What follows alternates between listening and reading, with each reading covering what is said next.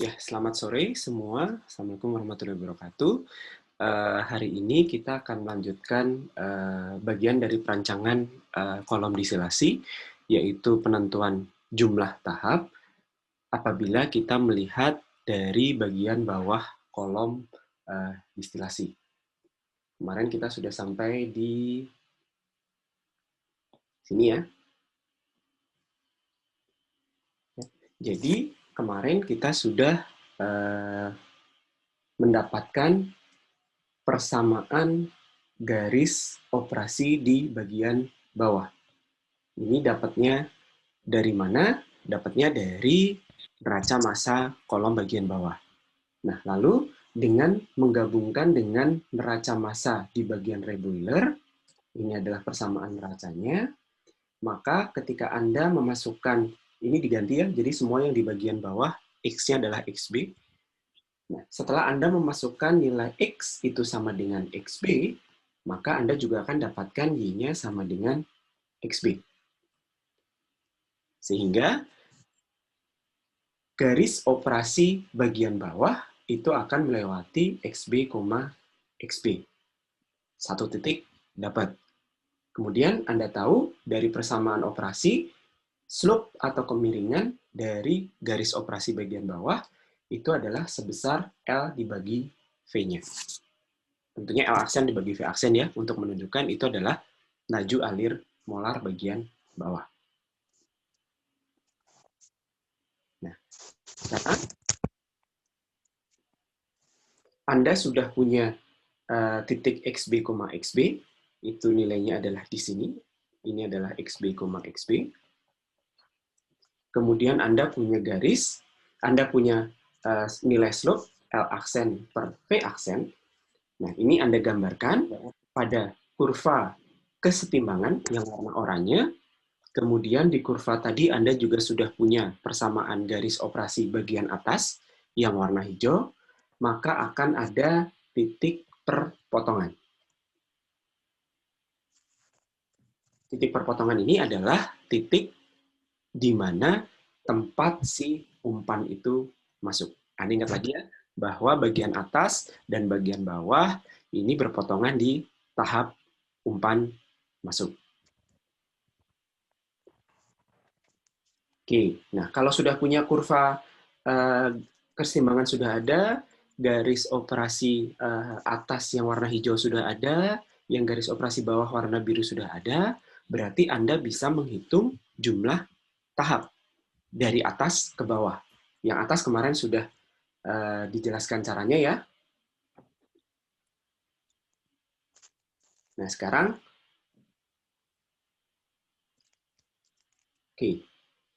gambar ini menunjukkan bahwa kenapa laju alir di bagian atas dan bawah berbeda. Ini nanti kita akan bahas di slide yang selanjutnya sebetulnya. Jadi kondisi umpan ketika masuk, kan umpan itu bisa cair saja, atau uap saja, atau campuran.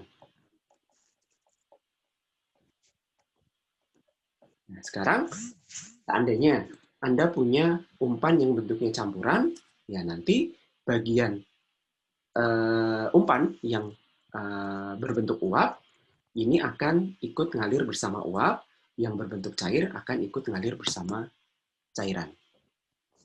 Hingga nanti yang ke atas, di bagian atas, ini akan sama dengan ini. Ya, uap yang ngalir ke atas, di bagian atas itu adalah laju alir uap di bagian bawah ditambah fraksi uap dari umpan. Sebaliknya, laju alir cairan yang mengalir di bagian bawah itu akan sama dengan laju alir cairan yang di bagian atas ditambah fraksi cair dari umpan.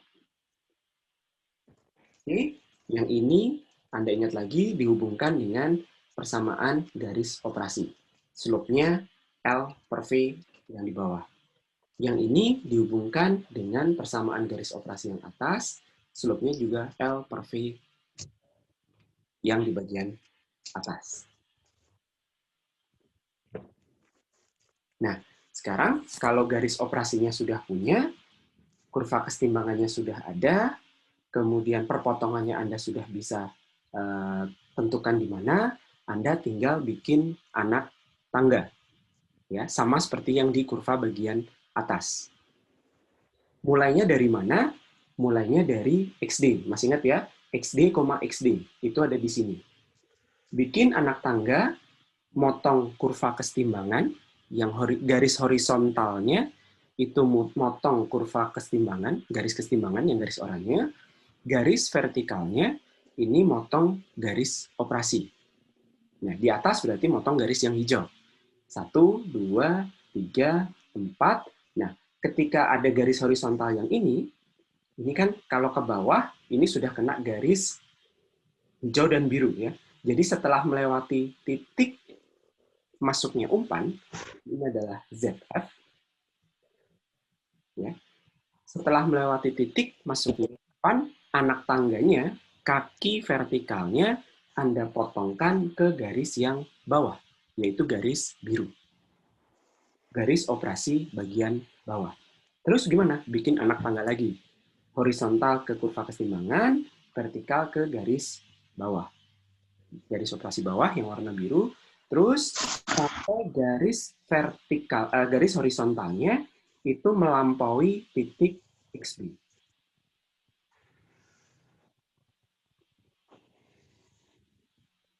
Oke ya, jadi Anda membuat anak tangganya seperti itu. Yang atas sebelum melewati titik potong, ikuti garis operasi atas. Setelah melewati titik potong, ikuti garis operasi bawah.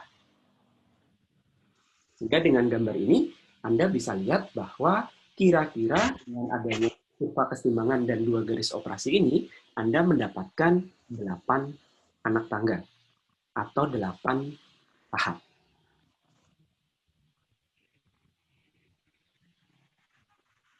Oke, sekarang Anda ingat lagi, garis operasi atas itu kemiringannya adalah L per V. Nah ini karena susah dicari, biasanya dikorelasikan dengan parameter reflux, yaitu L per D. Berapa banyak yang dibandingkan ke dalam kolom dibandingkan berapa banyak yang diambil di disilat. Nah, sama. Di bagian bawah, slope-nya, slope garis, itu adalah L aksen per P aksen. Ini juga susah ditentukan. Berapa laju alir uap. Ya? Oh iya. Tolong mic-nya dimatikan ya. Udah deket sih. Lewat sana. Apa? Kelawat. Apa tadi? Iya bener ya? Hai Kal. Oke. Jadi, untuk kurva bagian bawah, L per V itu secara umum atau secara teknis itu juga susah ditentukan. Anda susah mendapatkan nilai berapa sih laju alir uap di bagian bawah, berapa laju alir cairan di bagian bawah. Nah, karena L dan V itu susah ditentukan, maka kalau berharap hanya dari garis operasi yang dibuat dengan cara seperti ini Anda tidak bisa membuat garis operasinya. Ya, jadi kalau Anda tidak punya nilai ini, berarti kan garis operasi bawah Anda tidak bisa gambar. Kalau Anda tidak bisa menggambar garis operasi yang bagian bawah, berarti nanti titik potongnya juga tidak ketemu. Nah, caranya bagaimana? Harus ada cara lain. Nah, cara lainnya adalah dengan membuat persamaan bantuan yang nantinya bisa menentukan di mana titik potong dari kedua garis ini, yaitu mencari kondisi umpannya. Oke, sampai sini dulu ada pertanyaan? Karena dengan mencari posisi atau kondisi umpan, Anda mendapatkan titik potongnya. Jadi kalau yang dari garis operasi bagian bawah, Anda dapat titik yang paling bawah ya, lalu tahu L per V-nya, L aksen per V aksen, Anda bisa gambar garis, Anda bisa membuat atau Anda bisa menentukan titik potongnya. Nah, sekarang dibalik. Karena L per V-nya tidak bisa ditentukan, L aksen per V aksennya tidak bisa ditentukan, Anda tidak bisa menggambar kurva garisnya, maka dibalik. Sekarang di kurva operasi bagian bawah, kurva garis operasi bagian atas, ini dia memiliki titik potong dengan garis operasi di bagian bawah itu di mana. Caranya menentukan adalah dengan mengetahui kondisi umpan. Nanti kita akan bahas setelah ini. Sampai sini ada yang mau ditanyakan dulu?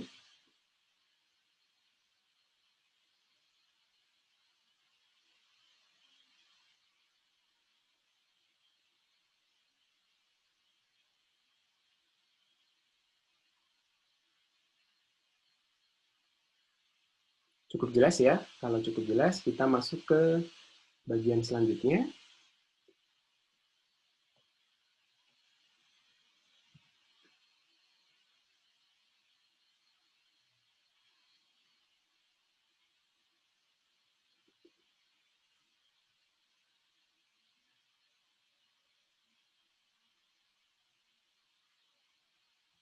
Oke, sekarang kita melihat bagaimana pengaruh kondisi umpan terhadap penentuan tahap.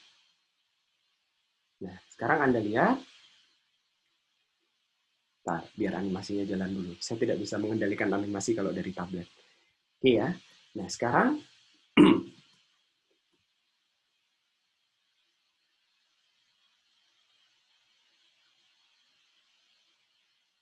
oke. Anda punya umpan. Umpan ini tadi ya campuran uap cair misalnya. Sehingga ada umpan yang berfasa cair dengan laju alir LF. Kemudian ada fraksi umpan yang berfasa uap dengan laju alir VF. Lalu didefinisikan Q itu adalah fraksi cair dari umpan. Sehingga kalau Q adalah fraksi cair, berarti LF adalah Q kali F. Betul ya? Sementara VF adalah 1 minus Q karena fraksi kali F.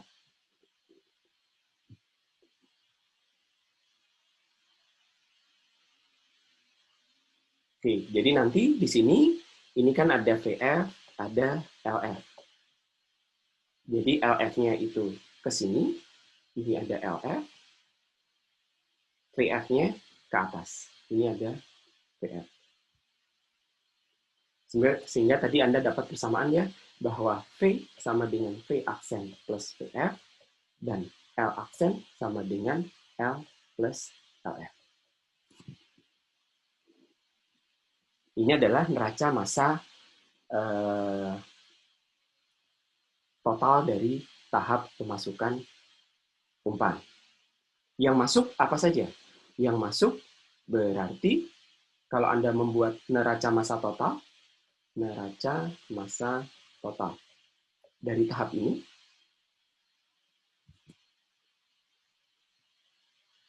neraca massa totalnya adalah yang masuk apa saja? V aksen plus L ya akan sama dengan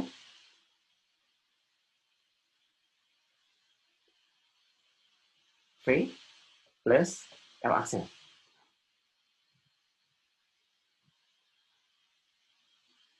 Betul ya? Kemudian Anda juga bisa menyusun neraca energi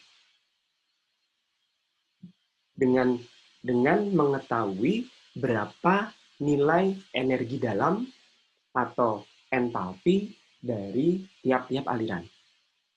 Jadi di sini HF itu adalah entalpi molar dari aliran umpan, kemudian HV dan HV aksen itu adalah entalpi. Entalpi molar itu berarti entalpi per molar zatnya ya. Jadi di sini ada HV, di sini ada HV aksen, di sini ada HL, dan di sini ada HL aksen.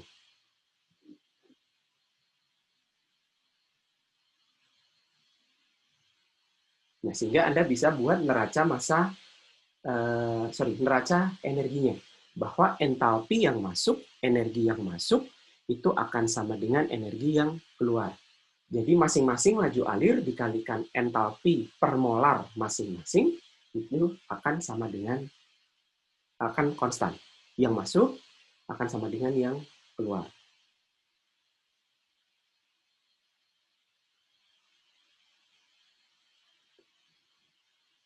Persamanya seperti ini. Nah, sekarang kita bisa mengasumsikan bahwa ketika umpan masuk berada dalam kondisi yang ideal, dalam artian ideal itu adalah kondisi umpan itu nanti tidak akan mempengaruhi temperatur dari V dan V aksen.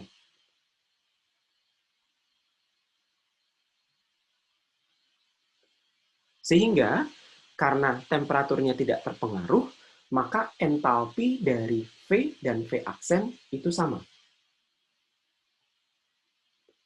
Demikian juga untuk yang cairan, entalpi dari cairan yang L dengan yang L aksen itu sama.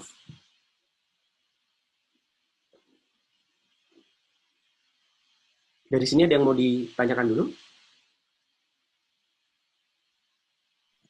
Pak, maaf Pak, mau nanya, boleh diulangi lagi nggak Pak yang tadi key-nya tuh itu kan ada HV min HF per HV min HF. Ini jangan dipikir dulu. Pikirkan Oh itu, ya oke. Terus yang tadi kenapa idealnya kayak gitu-gitu? Gara-gara apa ya Pak tadi? Sorry kelewat. Ya, Thank you Pak. kalau kondisi ideal berarti kan sebetulnya di sini tuh kalau tidak ada umpan masuk, itu kan berarti V aksen akan sama dengan V ya. Kemudian L aksen akan sama dengan L. Gitu saja kan. Nah, tapi Anda punya aliran tambahan sebagai aliran umpan. Nah, aliran umpan ini hanya menambah, jadi secara ideal ya, tidak mengganggu temperaturnya. Jadi aliran umpan ini hanya menambah jumlah aliran masing-masing.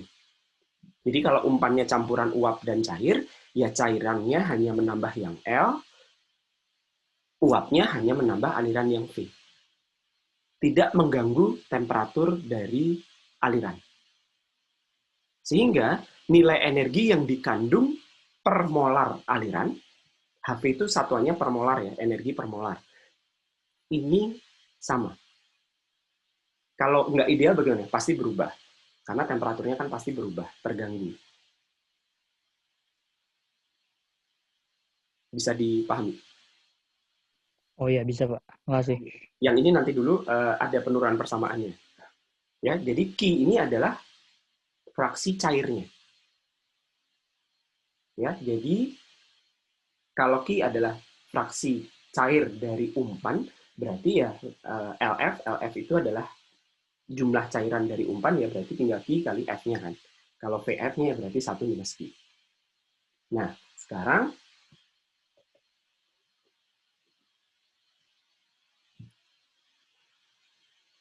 ya dengan gambar seperti ini, Anda punya neraca total. Neraca total dari satu tahap umpan. Tadi ZF itu adalah komposisi umpan ya. ZF itu adalah komposisinya. Q itu adalah fraksi cairnya. Jadi komposisi berarti dilihat dari zat-nya, A gitu. Tapi kalau Q itu berarti dari fasanya. Nah, kemudian tadi sudah ditulis VF itu sama dengan 1 min Q, kemudian LF-nya Q kali F. Dari neraca massa total, Anda dapat kalau melibatkan aliran umpan, yang masuk adalah F, V aksen, dan L. Yang keluar adalah V dan L aksen. Kemudian HV, HL tadi sudah ya, entalpi, itu adalah masing-masing aliran punya entalpi per molarnya, Anda masukkan ke neraca energinya. Nah, kemudian pada kondisi ideal, entalpinya sama. Entalpi cairan itu sama, entalpi uapnya sama, sehingga Anda masukkan ke persamaan, tinggal Anda substitusi. Nah, dari substitusi ini, Anda dapatkan persamaan ini.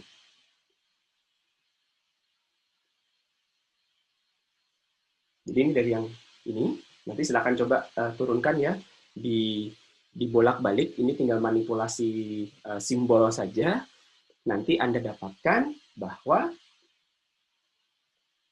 Q yang tadinya menyatakan fraksi cair, L aksen dikurangi L kan LF ya. Masih ingat? Dibagi F berarti totalnya itu adalah fraksi cair. Ini akan sama dengan ini.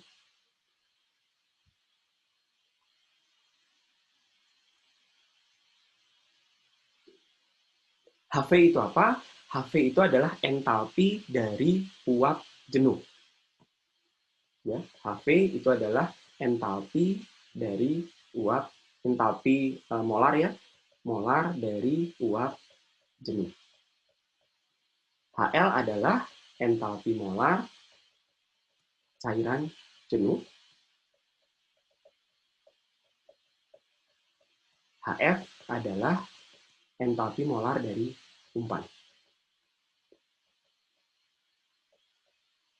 Jadi sebetulnya fraksi cair dari si umpan, ya, Q tadi, ya, seberapa banyak umpan relatif, seberapa banyak cairan di dalam umpan relatif keseluruhan jumlah umpan, itu nanti akan menentukan seberapa energi yang diperlukan untuk menguapkan umpan tadi. Betul kan ya? Kan bisa dilihat dari sisi itu. Nah, sehingga Q itu juga bisa didefinisikan sebagai HV minus HF dari persamaan tadi, minus HV minus HL. HV minus HL yang di bawah itu adalah panas molar penguapan. Jadi, energi yang diperlukan untuk menguapkan 1 molar cairan jenuh menjadi uap jenuh. Ya, masih ingat? Kita pindah ke slide saja. Masih ingat gambar ini ya? Cair jenuh itu di mana? Di sini. Ini adalah cair jenuh. Uap jenuh itu di mana? Di sini. Ini adalah uap jenuh.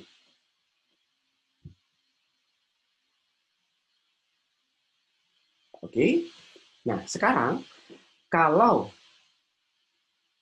HV minus HL penyebutnya itu adalah panas atau energi yang diperlukan untuk menguapkan cair jenuh ini dari bawah mentok sampai sini, atas. Entalpi molar, panas molar, per molar. Berarti tergantung jumlah laju alir molar dari si bahan. Sementara yang di atas, kan Anda punya campuran uap cair di umpan. Campuran uap cair itu letaknya di tengah-tengah. Makin banyak cairannya, letaknya di mana? Makin ke atas atau makin ke bawah? Ingat lagi.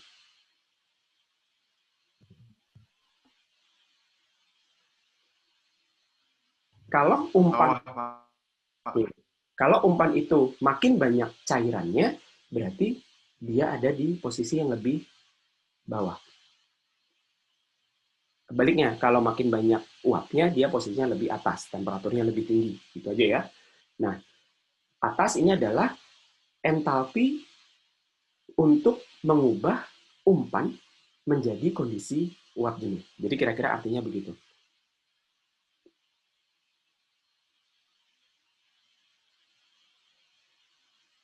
Bisa dipahami sampai di sini? Jadi yang ini kenapa sama dengan yang ini? Itu dari neraca energi yang Anda manipulasi. Jadi diturunkan, disubstitusi, terus nanti dibuat tadi. Jadi ketemu bahwa fraksi cair itu akan sama dengan ini. Tentunya dengan asumsi yang ideal tadi ya. Oke, sampai sini ada yang mau ditanyakan dulu? Selamat siang Pak, izin bertanya.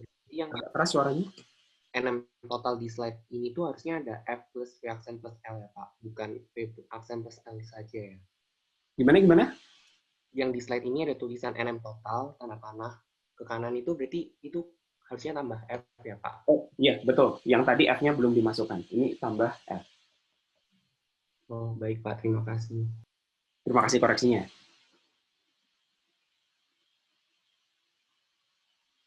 Karena ini nanti terus dijadikan energi, neraca energi ya, dikalikan entalpinya. Oke ya, sampai sini sudah cukup jelas. Nah, sekarang kalau sudah tahu Q, definisinya apa? Nah, kira-kira tadi kan Anda punya umpan. Umpan itu punya fraksi cair Q, di mana Q itu juga didefinisikan sebagai rasio dari entalpi uap jenuh ke entalpi umpan dibagi entalpi uap jenuh minus entalpi cair jenuh, gitu ya.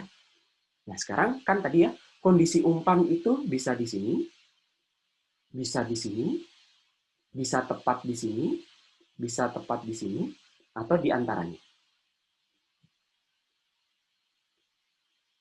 Kalau kondisi umpannya itu cair jenuh, maka HF sama dengan HL. Betul nggak? Ya, jadi kalau umpannya itu cair jenuh, HF sama dengan HL. Kalau HF sama dengan HL, Anda masukkan ke persamaan, maka Anda dapatkan Q-nya sama dengan 1. Sebaliknya, kalau umpannya itu di sini, yang tadi di sini ya, kalau umpannya itu di sini, bentuknya adalah uap jenuh, maka HF sama dengan HV. Karena HF sama dengan HV, Q-nya 0. Kalau campuran, Q-nya antara 0 dan 1. Dan itu adalah sama dengan fraksi cair di dalam umpan. Oke, kalau bentuknya adalah cairan lewat dingin itu di mana? Di sini. Subcooled. Subcooled.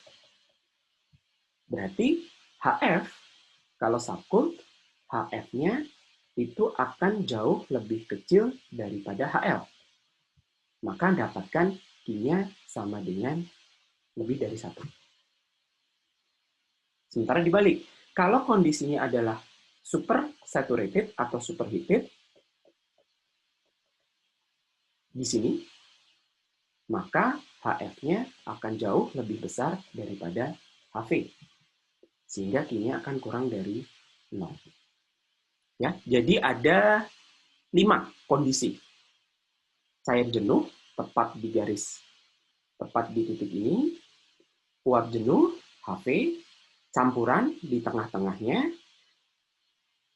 Uap superheated di atasnya, atau cairan super dingin, subcooled, di bawahnya. Nah, kondisi dari umpan ini akan bisa menentukan Q. Terus Q-nya dipakai apa? Bikin garis.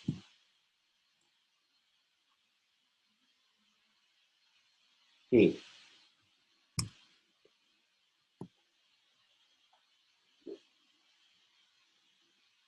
Sekarang, Anda punya persamaan garis operasi atas.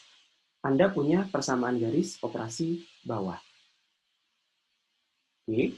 Nah, sekarang dimanipulasi Anda bisa bikin persamaan begini. Masing-masing. Tinggal dikalikan V yang atas, yang bawahnya dikalikan V aksen. Sehingga ketika dikurangkan, Anda dapat persamaan ini. Lalu, dengan definisi L aksen minus L sama dengan QF, V aksen minus V sama dengan Q min 1F, dibalik ya, maka Anda dapat persamaan ini. Anda bagi dengan F, dapat persamaan ini.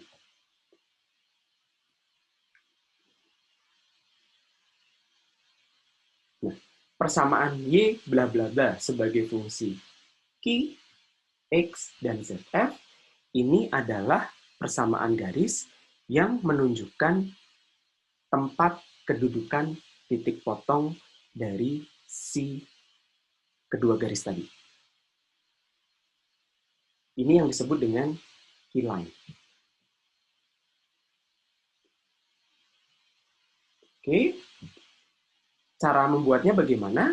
Cara menentukan keyline adalah tarik ZF, ZF, ya.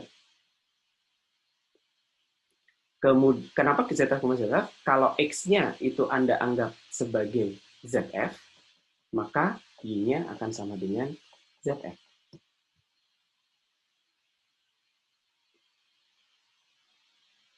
Nah, biar jalan dulu. Oke. Oke, jadi titiknya ada di sini, ZF, ZF. Lalu Anda punya slope, Q per Q min 1. Ya, jadi Anda tinggal buat garis tergantung kondisi umpan, tergantung Q dari umpan, Anda bisa membuat garis dari titik ZF, ZF dengan slope Q per Q min 1. Nah, sekarang kalau umpannya itu cair jenuh, Q-nya sama dengan 1. Kalau Q-nya sama dengan 1, Q per Q min 1 tidak terhingga. Bisa digambar nggak? Garis dengan kemiringan tidak terhingga.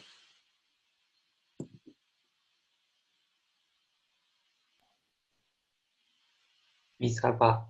Yaitu Garis horizontal. garis horizontal. Vertikal, Pak. Sorry, vertikal. Ya, ketika kemiringan garisnya itu tidak terhingga, maka garisnya menjadi vertikal. Vertikal itu gimana? Ya dari titik ini ke atas. Ini saat Q sama dengan 1. Oke, kalau umpannya uap jenuh, Q-nya 0.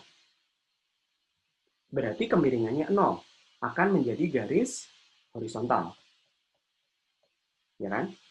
Berarti sini. Ini Q-nya sama dengan 0.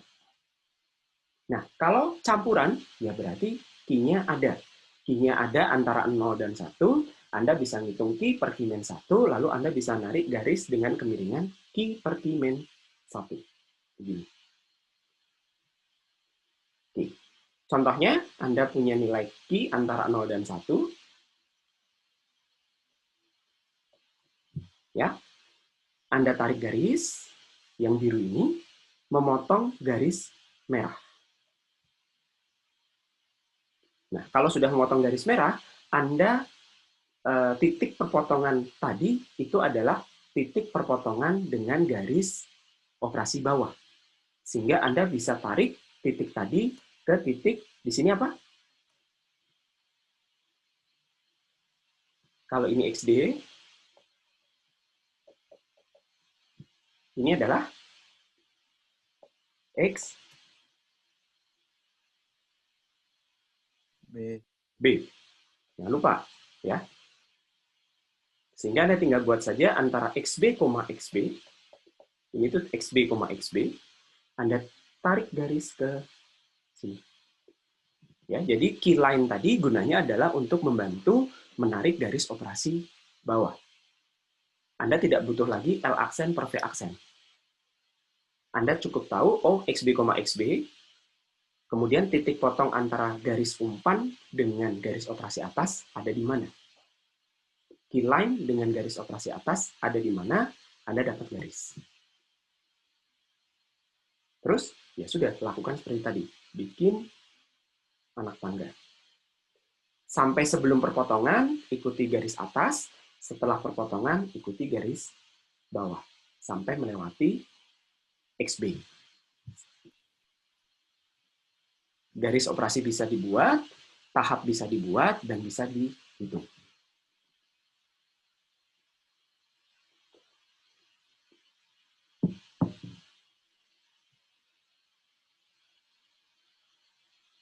Ada pertanyaan dulu sampai di sini?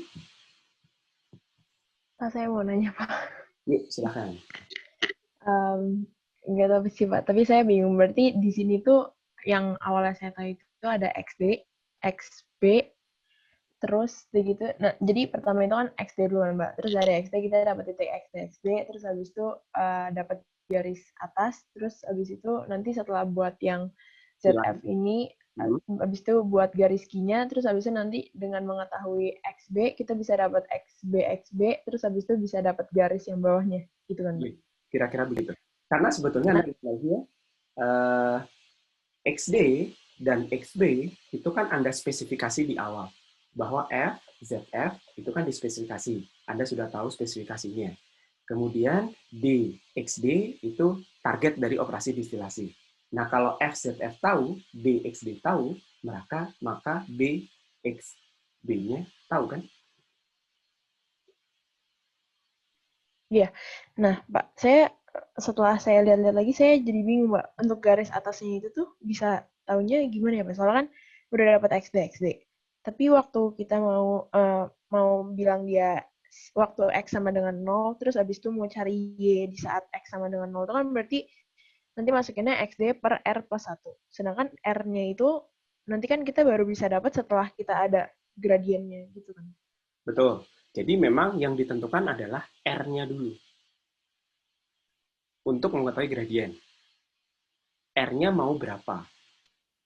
Oh, itu kita yang nentuin, Pak. Kita yang nentuin. Karena kan kembali lagi ya, kalau Anda bayangkan secara operasional distilasi, susah kan ngitung yang namanya laju alir uap. Susah. Laju alir cairan masih mungkin, tapi laju alir uap itu akan sangat susah dicari.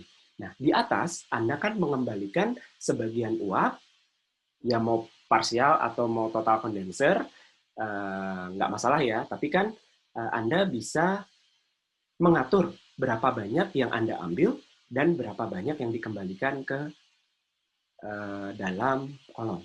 Nah, itu dinyatakan sebagai reflux ratio. Nah, reflux ratio ini adalah secara operasi distilasi, ini adalah parameter yang dikontrol oleh operator.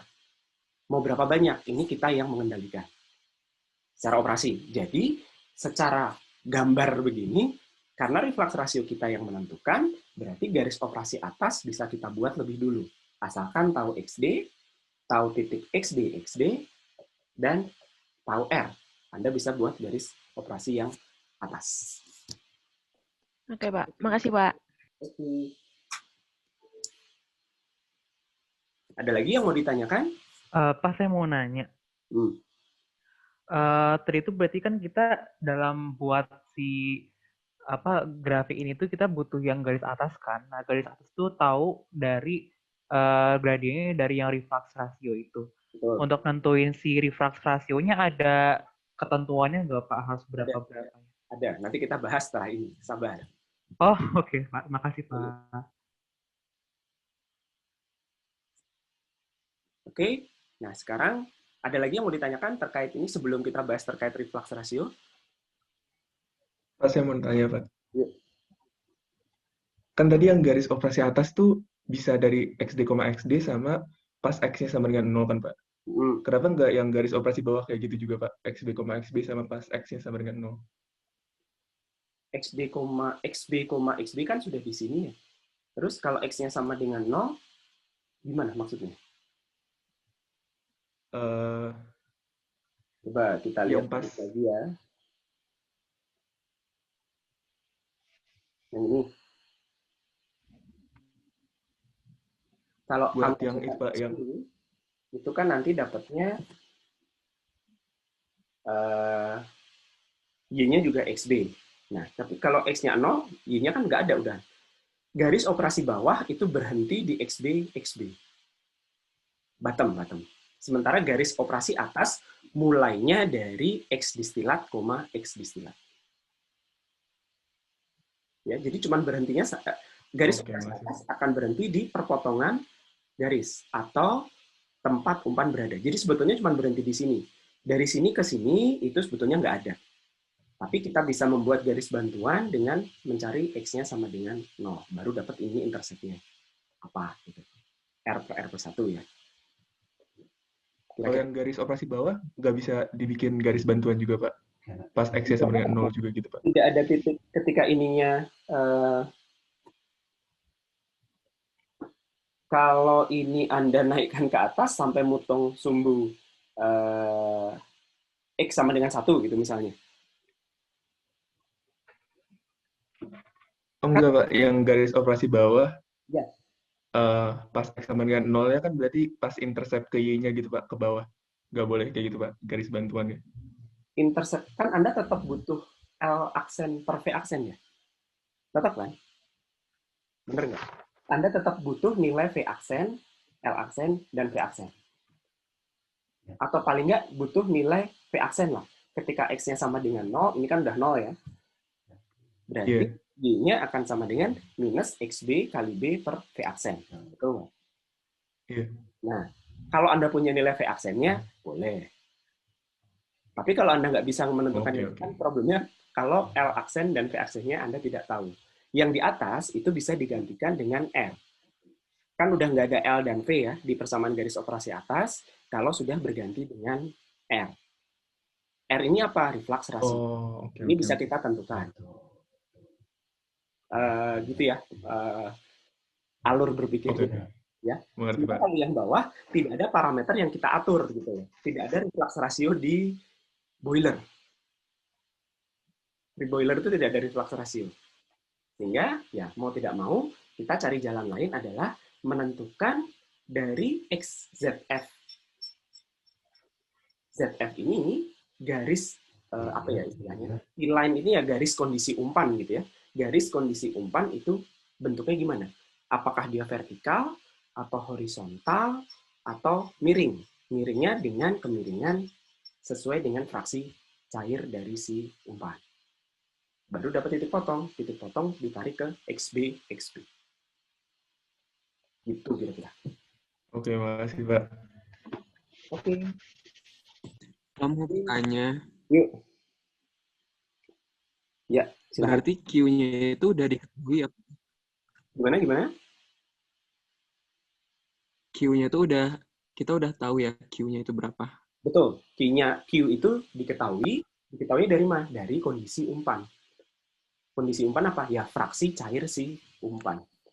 Kalau umpannya cair jenuh, Q-nya atau garis Q-nya lurus ke atas. Kalau umpannya uap jenuh, lurus ke samping. Kalau campuran ya miring dengan gradien tertentu. Oh, baik Pak, makasih. Oke, ada lagi?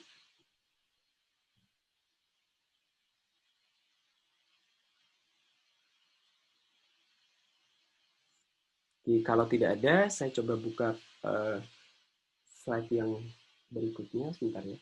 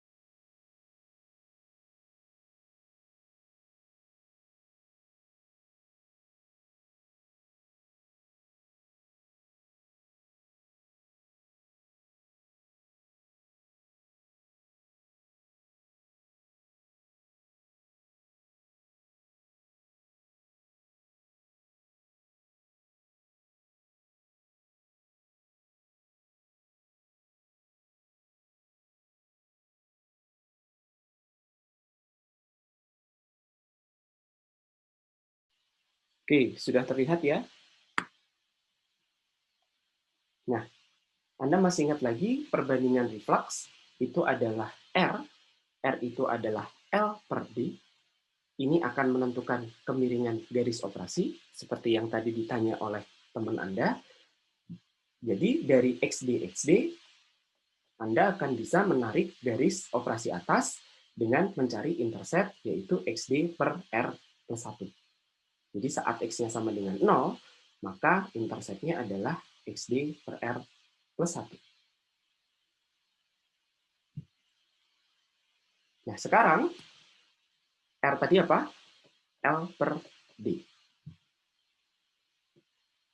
Kalau Anda ambil distilat lebih banyak, atau cairannya itu yang dikembalikan lebih sedikit, itu maka R-nya akan turun. Ya, kalau L lebih kecil daripada D-nya, jadi lebih dikurangi, D-nya lebih banyak diambil, maka I-nya akan R-nya turun, I-nya naik. Sementara dibalik, kalau R-nya dinaikkan itu berarti L-nya dinaikkan. Maka intercept-nya akan turun. Dari gambar bisa dipahami ya. Nah, sekarang kita coba bandingkan. Anda punya campuran ZF-nya 0,4, XD-nya 0,9, XB-nya 0,1. Nah, sehingga dari kondisi ini, kalau Anda menentukan, reflux rasio L per D-nya itu 2, maka Anda dapatkan intercept-nya itu di 0,3 di sini. Oke, kemudian dihitung jumlah tahap, jadi tahap atas saja ya, ini dihitung jumlah tahap, kemudian dari ini key-line-nya di sini ya, berarti garis operasi biru itu memotong key-line, lalu Anda bisa membuat garis operasi bawah yang hijau, lalu Anda buat tahap. Ternyata tahapnya sekitar 4,2. 1, 2, 3, 4,2. Nah, sementara kalau R-nya dinaikkan 8, Anda akan dapatkan, ini gambar yang sebelumnya ini berarti. Nah, saya agak tidak bisa mengatur animasinya di sini.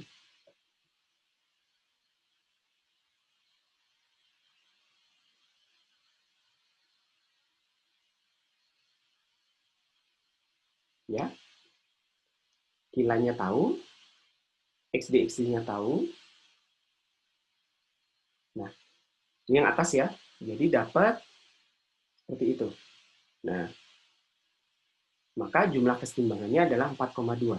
Tapi ketika R-nya diperbesar, I-nya turun, jumlah kesetimbangannya menjadi 3,2. Ini yang sudah, ini kondisi yang ini ya. Tadi yang kondisi yang ini gambarnya udah lari duluan. Oke. Nah, di sini Anda lihat bahwa ketika R naik itu kalau cairan yang Anda kembalikan itu lebih banyak, maka jumlah tahap kesetimbangannya turun. Artinya apa? Tahap yang Anda butuhkan untuk mencapai kondisi distilat XD yang Anda inginkan lebih sedikit. Menguntungkan atau tidak? Kalau tahap kesetimbangannya turun, jumlah tahapnya lebih sedikit, menguntungkan atau tidak? Menguntungkan, Pak. Kenapa menguntungkan?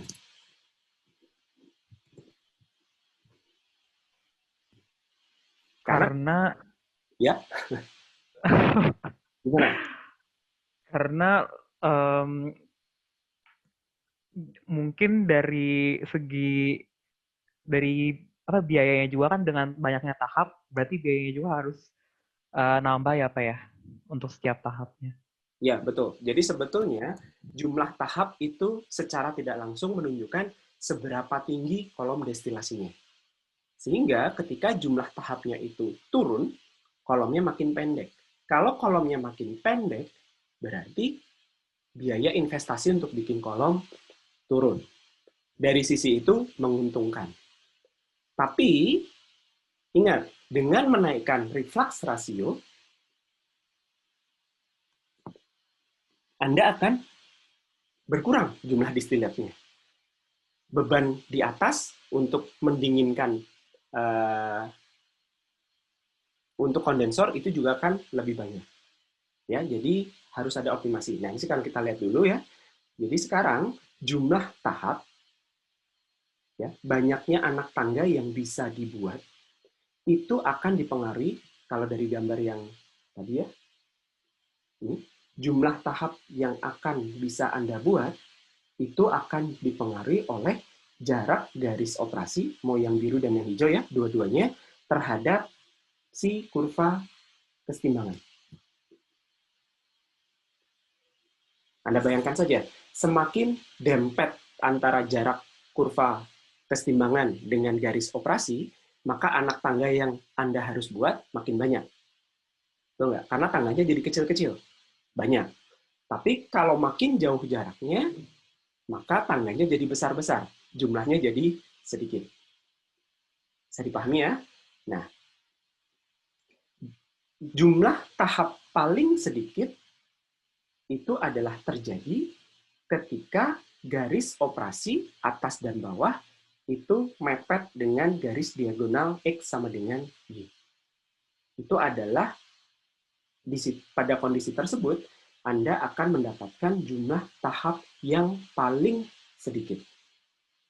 Ini adalah yang namanya jumlah tahap minimum.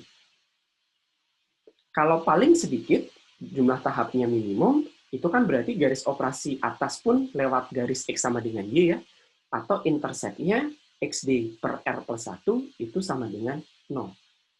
Nah, intercept akan sama dengan 0 kalau R-nya tidak terhingga. Jadi, tahap minimum itu akan dicapai pada kondisi reflux maksimum, atau reflux tidak terhingga, atau yang disebut dengan total reflux. Oke, kondisi ekstrim kiri. Anda dapat tahapnya paling minimum, tapi refluxnya tidak terhingga. Atau total reflux. Semua dikembalikan, nggak ada yang diambil. Apa gunanya gitu ya distilasi? Oke. Nah, sekarang kalau Anda naikkan RI-nya, interceptnya dinaikkan, artinya refluxnya diturunin ya. Kalau Anda menaikkan interceptnya, refluxnya itu diturunkan, terus ke atas, sampai garis operasi atas dan keyline berpotongan dengan kurva kesetimbangan.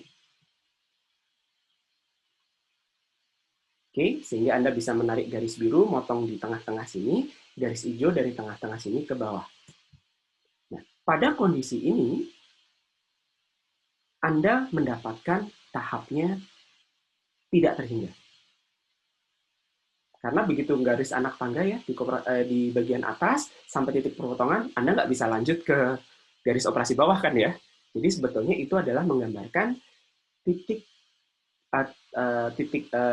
posisi ini menggambarkan tahap yang tidak terhingga. Tahap tidak terhingga ini Anda akan dapatkan pada kondisi reflux minimum. Jadi kebalikan.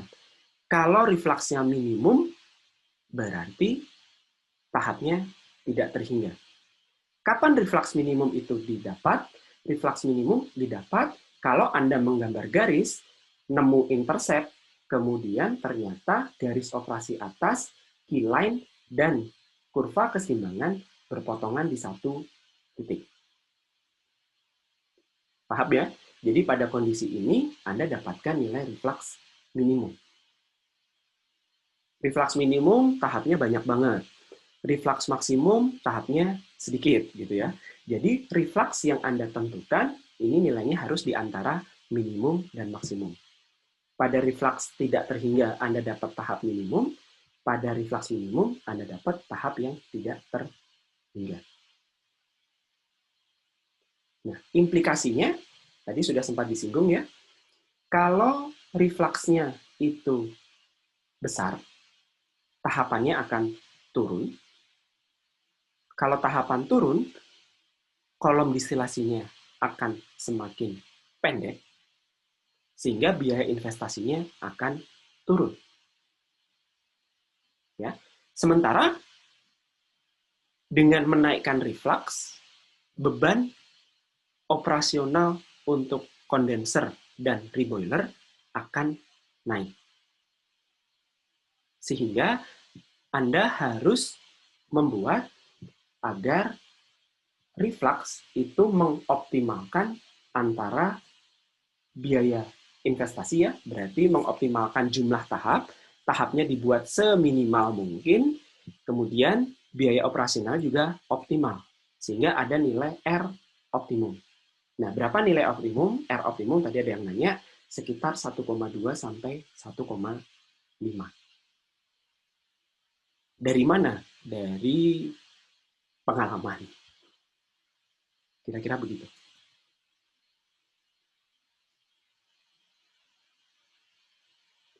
Sudah selesai. Ada yang mau ditanyakan? Pak, maaf izin bertanya, kenapa nilai N itu bisa desimal ya, Pak? Oh, itu nanti dari rasio, tadi lupa dijelaskan.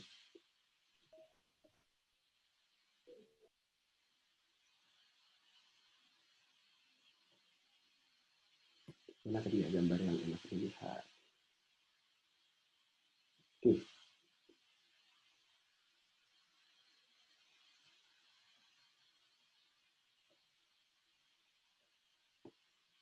Oh.